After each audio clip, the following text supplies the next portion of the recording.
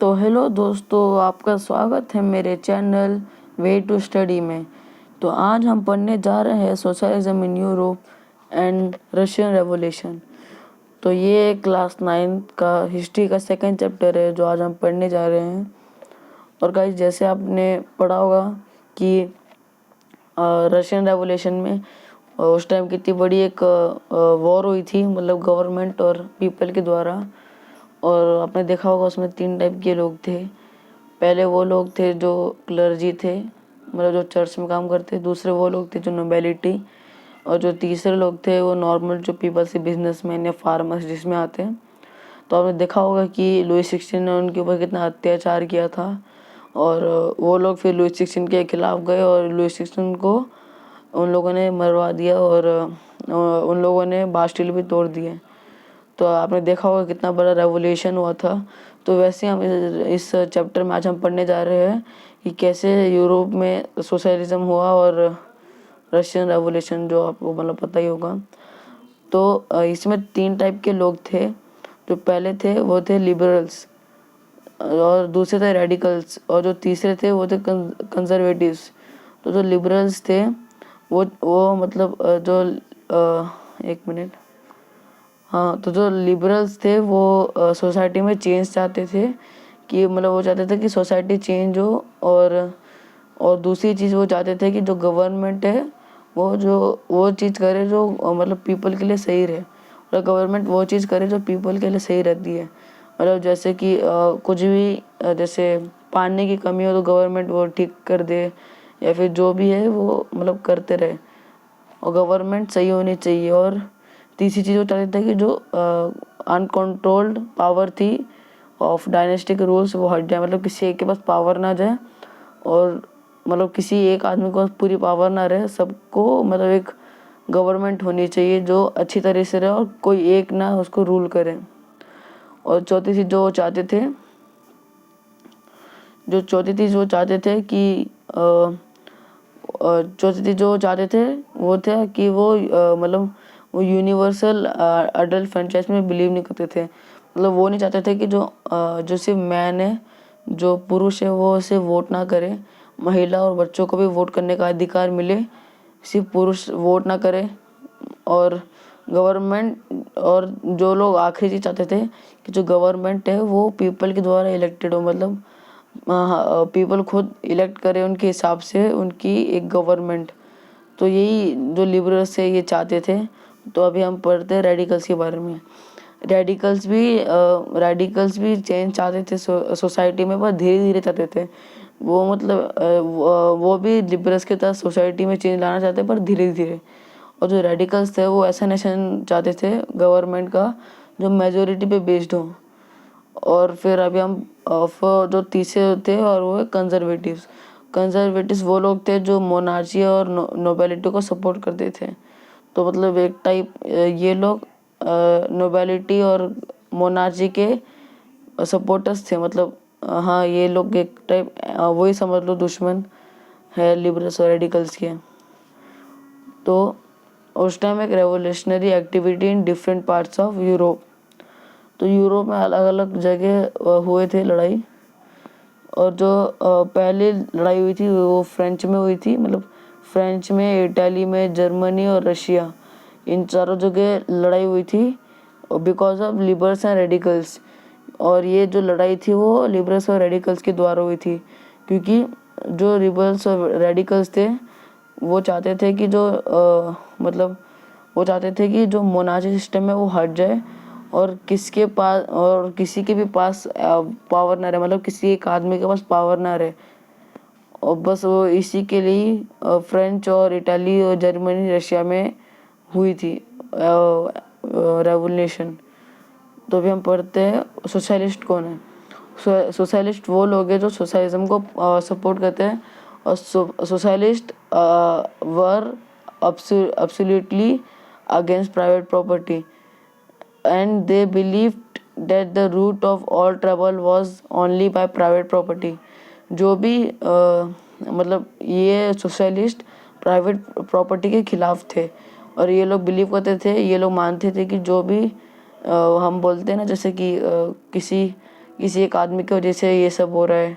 मतलब जैसे कि आप कोई भी एग्जांपल ले लो, जैसे साउथ कोरिया का किम जोंग, उसकी वजह से ये सब हो रहा है, और यही है जिसकी वजह से पूरा ट्रबल हो रहा है। वैसे ही सोशलिस्ट मानते थे कि जो प्राइवेट प्रॉपर्टी जो है उनकी वजह से, मतलब एक टाइप वो जड़ है, मुश्किलें की जो जड़ है वो प्राइवेट प्रॉपर्टी ही है।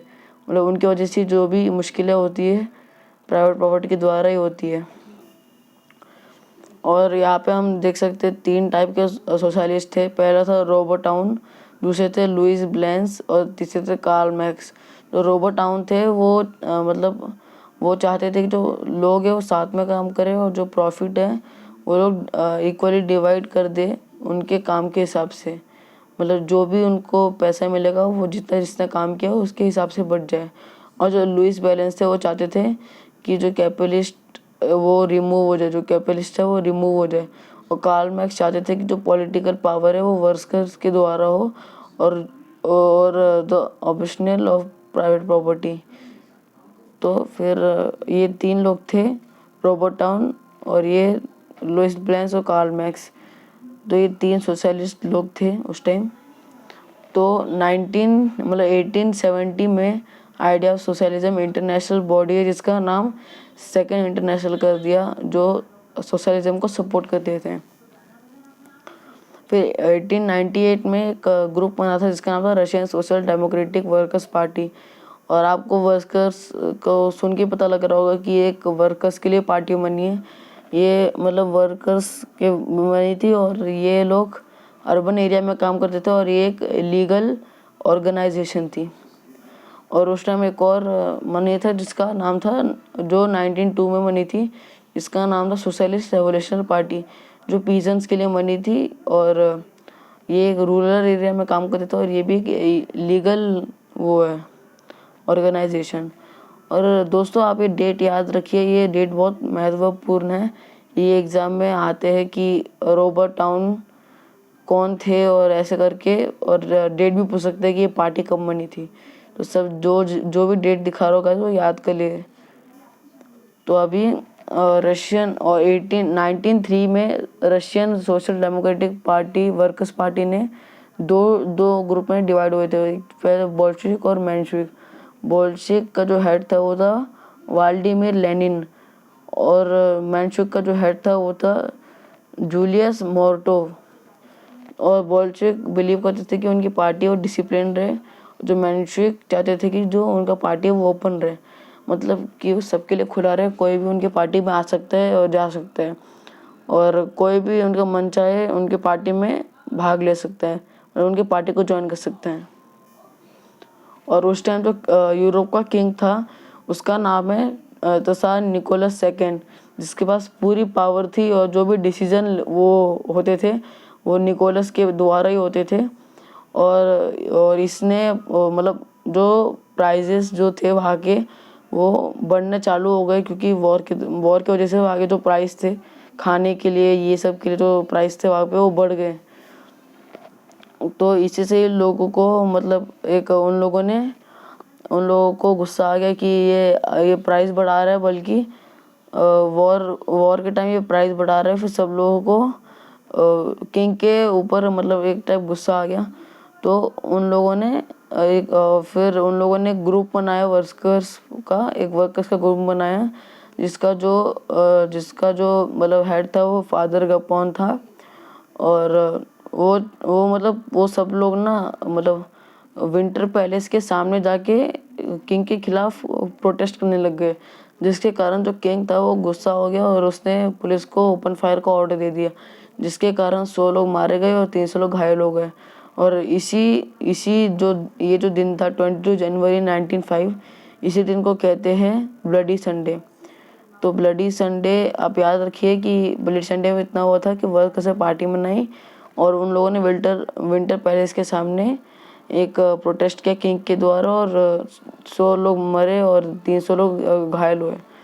तो ये डेट भी याद रखना, 22 जनवरी 1905, और इसी दिन को बोलते हैं ब्लडी संडे। और उस टाइम रशिया में एक जो एडिक्टिव जो वो पार्लियामेंट थी उसका नाम डूमा रख दिया, मतलब डूमा।